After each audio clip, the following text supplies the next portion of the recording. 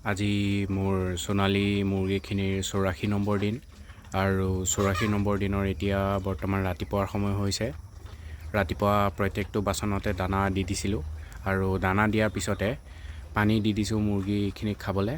আৰু পানীত আজি ৰাতিপুৱা ইলেক্ট্ৰলাইট ব্যৱহাৰ কৰিছোঁ, যিহেতু দুপৰীয়া বিশেষকৈ পানী দিয়া নাযায়। মুৰ্গী যথেষ্ট কম আছে কাৰণে দুপৰীয়া পানী নিদিওঁ, ৰাতিপুৱাতে দি থওঁ আৰু আবেলি যেতিয়া দানা দিওঁ তাৰ লগতহে দিওঁ। দুপৰীয়া অকল পানী দি নথওঁ, সেইকাৰণে ৰাতিপুৱাতে আজি ইলেক্ট্ৰলাইট পাউডাৰ ব্যৱহাৰ কৰিছোঁ, যাতে কোনো মুৰ্গী ডিহাইড্ৰেশ্যনত নুভোগে, যিহেতু গৰম পৰি আছে সেইটো কাৰণে।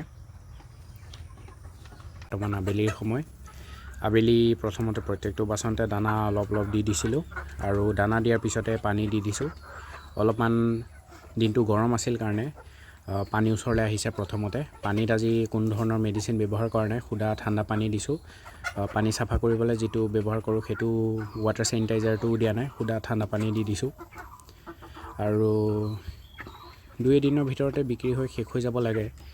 এতিয়া চেলটোও অলপমান কম হৈ আছে হ'লচেলৰ, সেইটো কাৰণে গোটেইখিনি এবাৰতে যাব পৰা নাই মুৰ্গী, নহ'লে এসপ্তাহৰ আগতেই শেষ হৈ গ'লহেঁতেন।